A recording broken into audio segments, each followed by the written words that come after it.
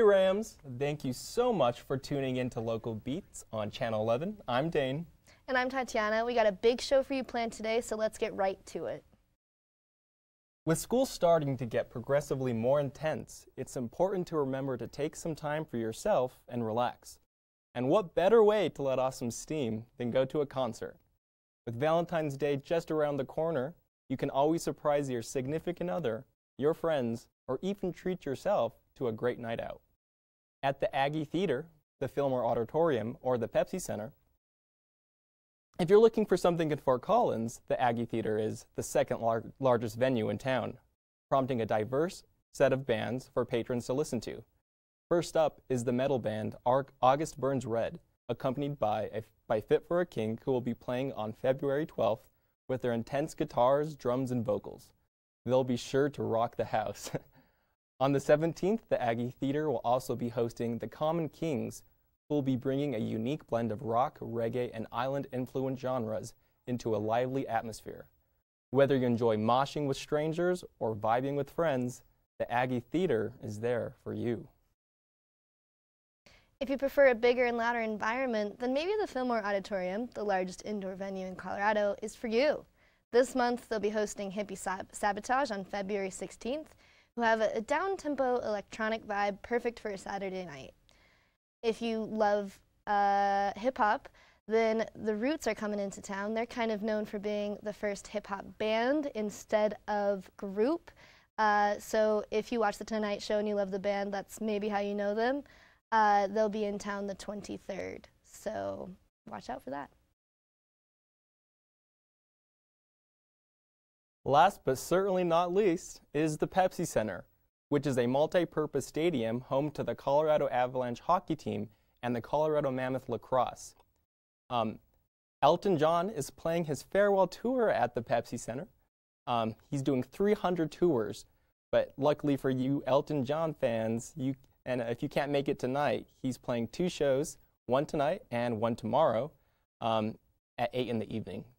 Also on his farewell tour is Bob Seger and the Silver Bullet Band, who will be playing at the Pepsi Center on February 17th, bridging his trademark Motor City rock and roll with these 2 bands playing at the Pepsi Center. They're bound to rock the house. If you're interested in seeing any of these shows, you can find more information at Ticketmaster.com. But speaking of all these bands, earlier this week we had a local band on, Red Scare. So let's take a look at what they got after the break. They told me a bottle couldn't dream, that I would never become a superhero.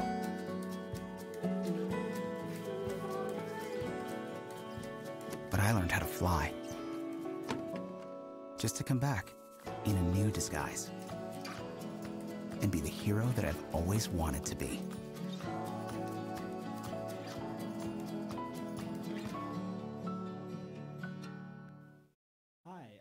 We're Red Scare, and we're not allowed to say the name of the song on air, or we think it's probably wiser not to. So we're going with the interim title of Firefighter Hand Grenade.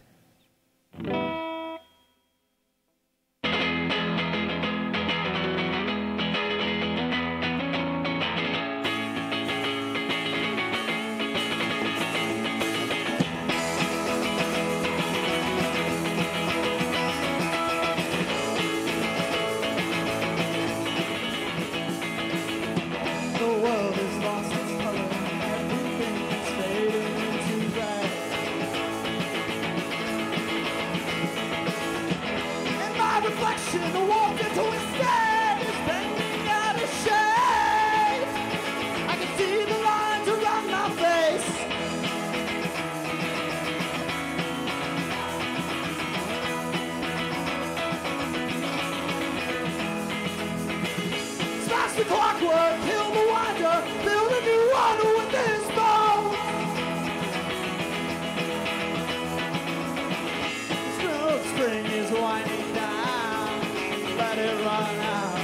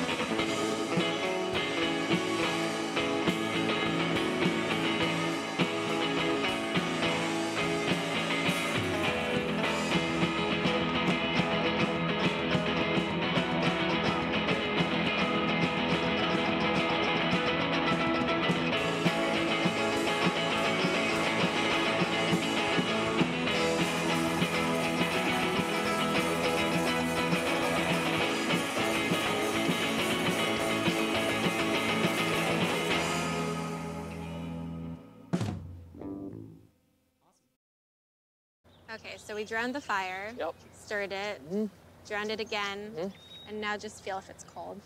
Yeah. Cool.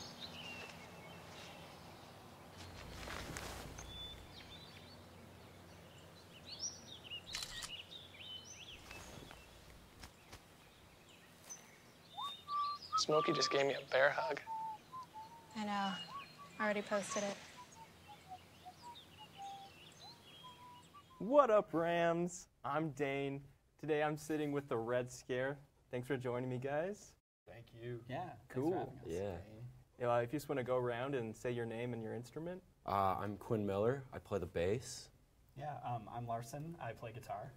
I'm Johnny. I also play the guitar. I'm Walker. I play drums. Nice. So first things first, I enjoyed the show. You guys rocked. Thank you. Thank you. I just wanted to open it up to anyone and just talk about who was the first inspiration for you guys, or just inspirations in general. Okay. Inspirations? As well, when me and Larson first started jamming, I had a lot of like vinyl in my basement. It was like early 2000s and like 90s and 80s, like post-punk type stuff, like Sonic Youth and like the microphones and all that. So that's kind of what we tried to like build it off of initially, just in general. Yeah, I definitely heard that in your sound, the kind of grungy, post-rock, heavy kind of stuff, which I personally love, and you guys executed well. Thank you. How did you mention getting together and jamming? What does that look like?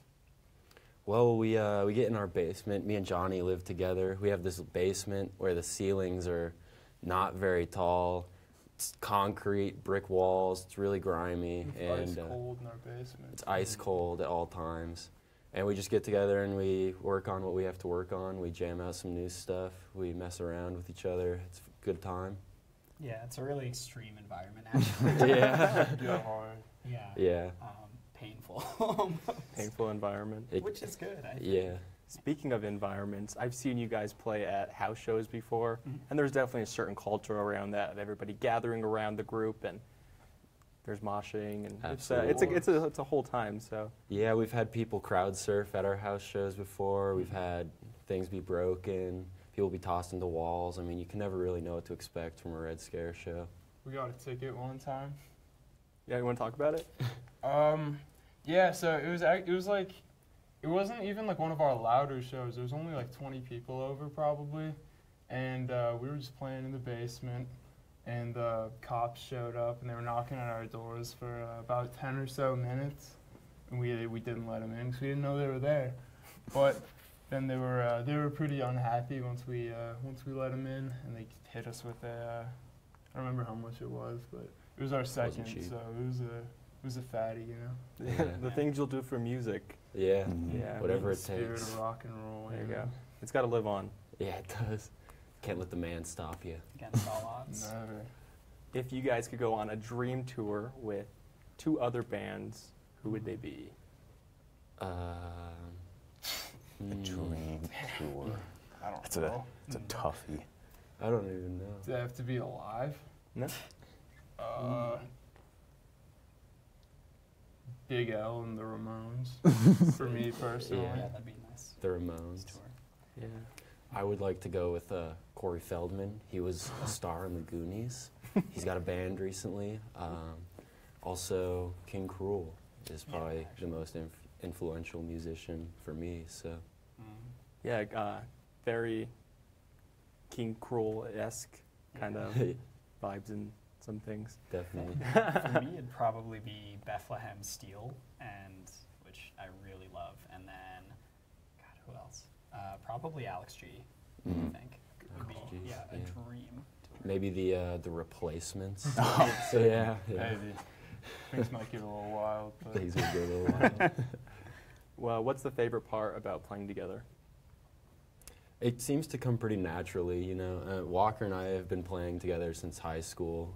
We knew Larson in high school as well, and Johnny's been my roommate since freshman year, so we kind of all get together really well, and just, like I said, it comes naturally. Music just kind of flows. Yeah, these are the homies. Like, I never played with anyone other than these guys. Like, I never did back in like high school or anything. So kind of just came together and just kind of clicked. Yeah. Exactly, Yeah. Yeah, I think that. Go ahead. Yeah, we just don't really have to say like much when we're jamming. It flows pretty well, I would say. Yeah. Yeah, definitely. Yeah, I think that's when music works best, when it's just like happening and Right. everyone's Don't overthink it. Yeah, you're not like overthinking it. You're just feeling it. Certainly. Walker eats on the drums too, holds Yeah. everything together. That makes it really easy. So I heard you guys have some impressions. Would anybody like to share with us? Who told you that? Some guy named Steve. Steve Warner. Steve Warner. I could impersonate Steve Warner. I probably shouldn't. Who's Steve Warner for those of us? Very familiar with Steve Warner. Yeah, I don't think I will. All right. Well, maybe next time. All right. We'll come prepared. Red Scare, thanks for sitting down with me. Thanks for having us. Shout out to Dane for his first interview. Yeah. And I want to say hi to my parents. I love you. What's up, Quinn's parents? All Hi, the right. Millers. Local Beats. Shout out to anyone Thanks. watching. Thanks for watching. What's up, Henry? Hey, Julia. What's up? What are you drinking your coffee out of this morning? I don't even know. Yeah, no, you should fix that. It's uninspired. You gotta get in this 905 club, let me tell you. So if I donate $90.50, I can be part of this club? It's got mugs, it's got shirts, and it's all dedicated to KCSU. Well, I guess I'm going to donate to Club 905 because I support local college radio. What about you?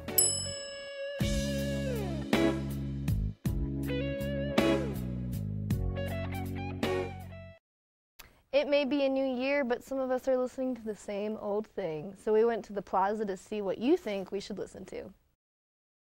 I'm Tatiana Telesnik, and we're here on the Plaza to see what you think we should listen to in 2019.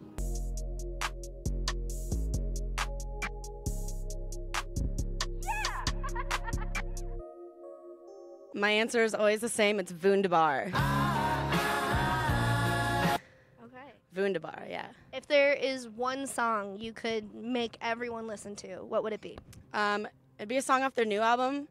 It's $3 signs. I just call it money for the convenience. I would say J. Cole's Middle Child that just dropped is really good. Lost in the Fire by The Weeknd is really good. The Weeknd's album should be coming out within the next month or two, so I would keep an eye out on that album coming out soon.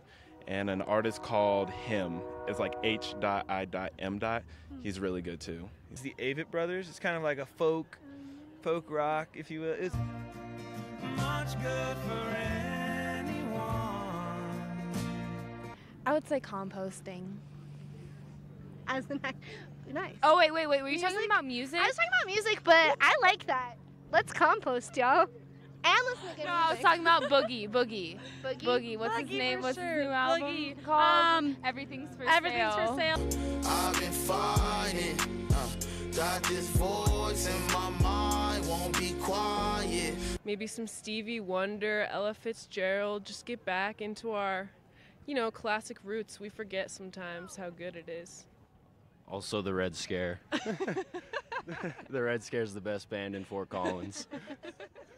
That's all I have to say. Are you in it? I can't say.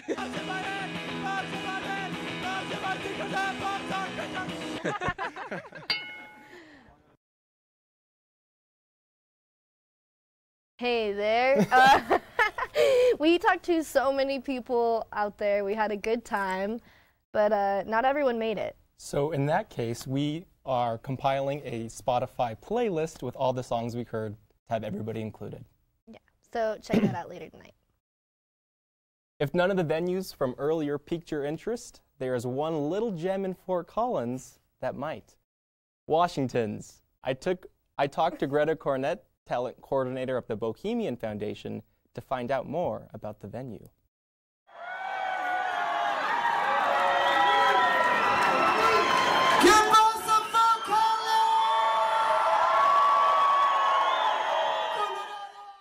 With a 900-person capacity, 2 in-house bars, and a growing music scene here in Fort Collins, there's a new kid on the block, and his name is Washington's.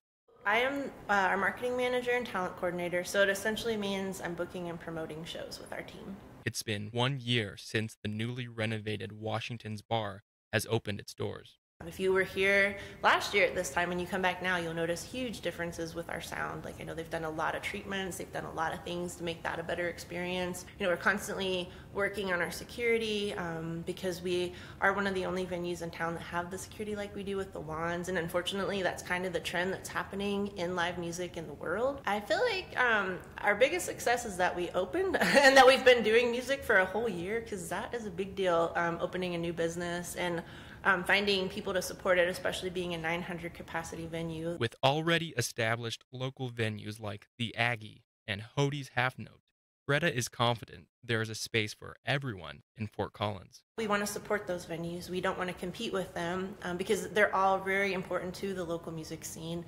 We need those venues for our local music scene to thrive and survive because you have to have that venue ladder where you can go through.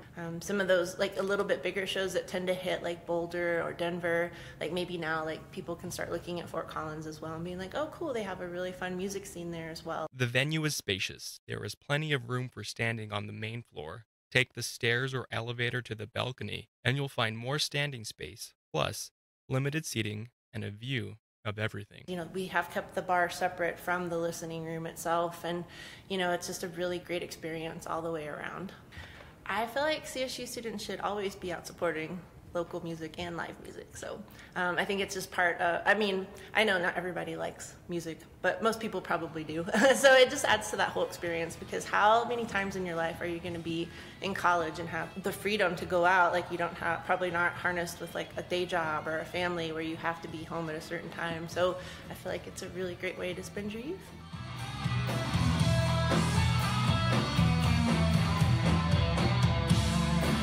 If you're a music lover, Fort Collins is the place to be. A trip to Old Town may lead you to a familiar face. Dane Aragon, CTV. If you want to learn more about Washington's, visit washingtonsfoco.com for upcoming shows. But don't go away just yet. Next up, we'll be going over how lyricism and hip-hop has been changing, and then go even more depth with special guest KCSU DJ Abe Martin. If you have any questions or thoughts about lyricism and hip-hop, you can tweet me at Tati Sophie. Stay tuned, friends.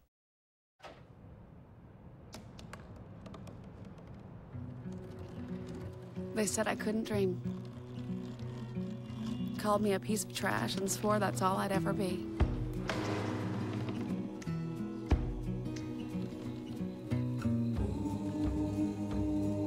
Said a bottle couldn't see the ocean.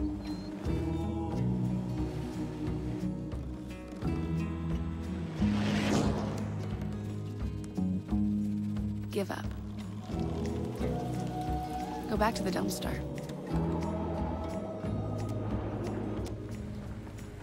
But I didn't listen. I made my way.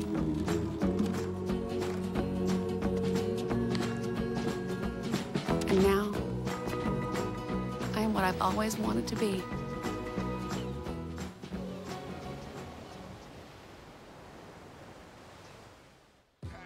What's up, music fans? It's 2019, and a new year means new music. But new music means changes to the genres we know and love. Those who love old school hip-hop may gripe about how dense lyricism is being lost in favor of simpler hooks. Artists like Travis Scott, Migos, Lil Yachty continue to grow in popularity. Old school artists like Snoop Dogg have joined the conversation. I don't know who created it, if it was Future or Migos, but all them sound the same.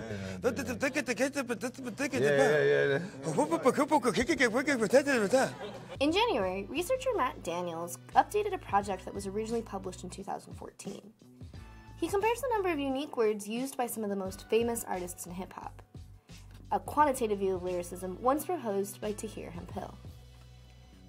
He did this using each artist's first 35,000 lyrics, so newer, less prolific artists could be compared to the older veterans.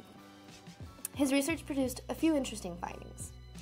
First off, fans of hip-hop who feel the genre is losing its unique words aren't wrong. Using lyrics from Genius, Daniels puts artists on a timeline and finds there's to be a definite trend of less unique words. Daniels argues that hip-hop isn't being dumbed down, it's evolving. He writes, some of the newer artists wield a smaller vocabulary comparatively, but this is not because hip-hop has dumbed down. The genre has evolved. It's moved away from complex lyricism toward elements traditionally associated with pop, repetitive song structure, and singing. But how do rap and hip-hop still compare to other genres? Daniel's research can help us with this too. See how, even including modern hip-hop, there's more unique words than both country and pop. As hip-hop moves more towards the mainstream, it makes sense that it's losing its unique word count. Artists like Tribe Called Quest in the early 90s resisted the genre moving towards pop. Rap is not pop, if you call it that, then stop. But the reality is, it is. Writer Robert Gonzalez pointed this out in a lyric of Jay-Z's. It identifies the shift, but in a cynical way.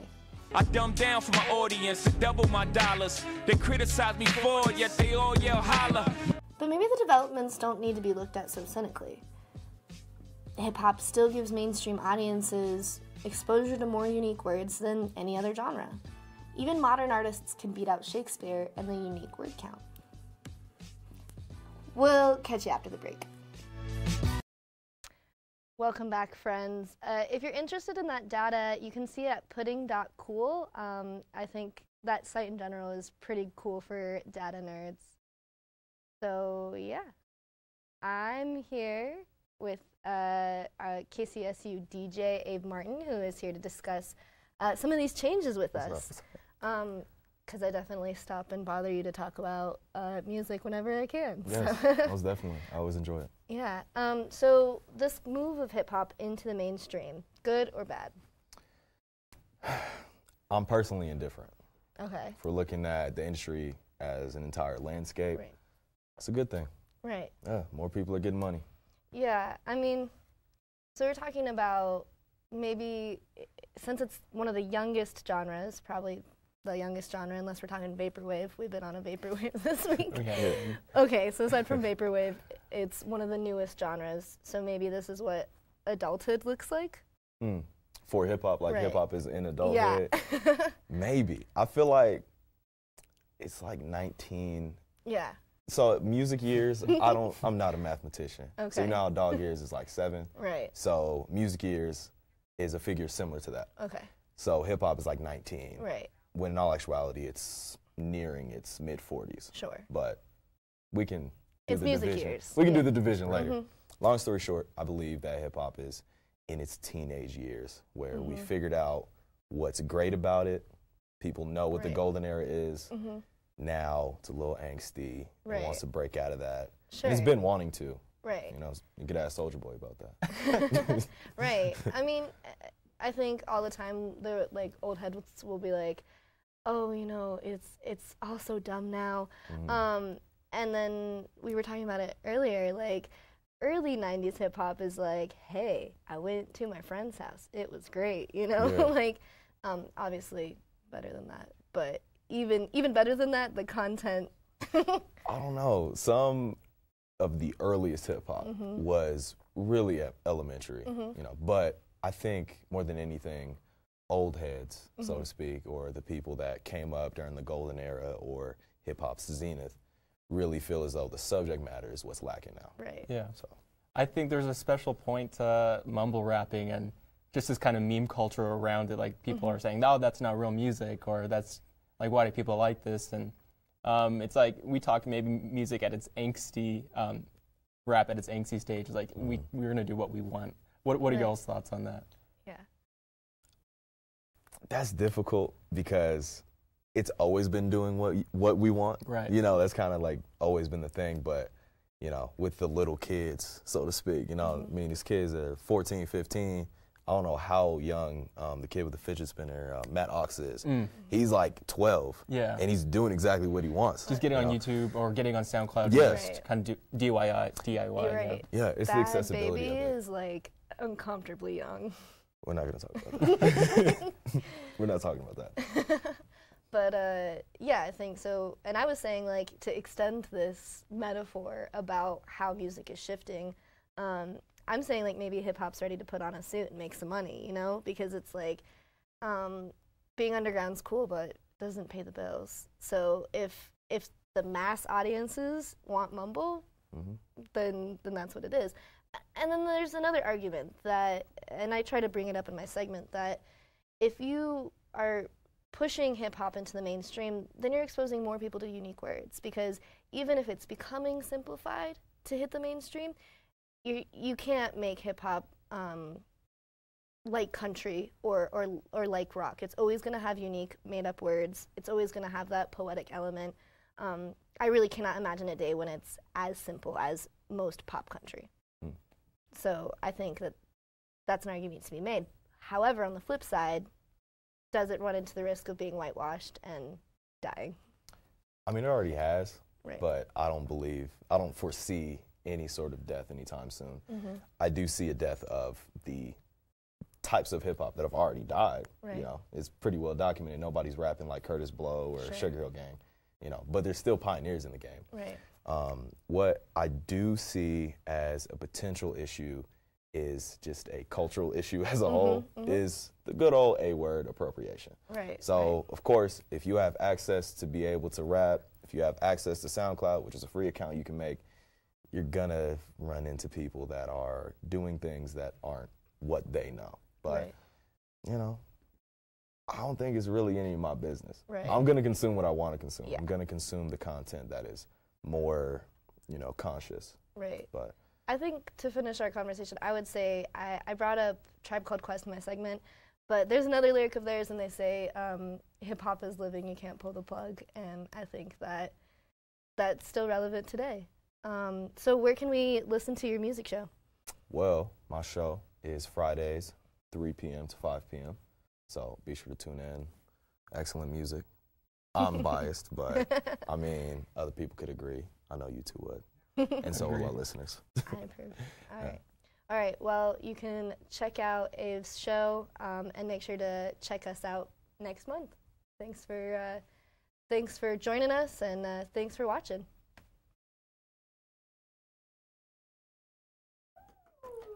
Great.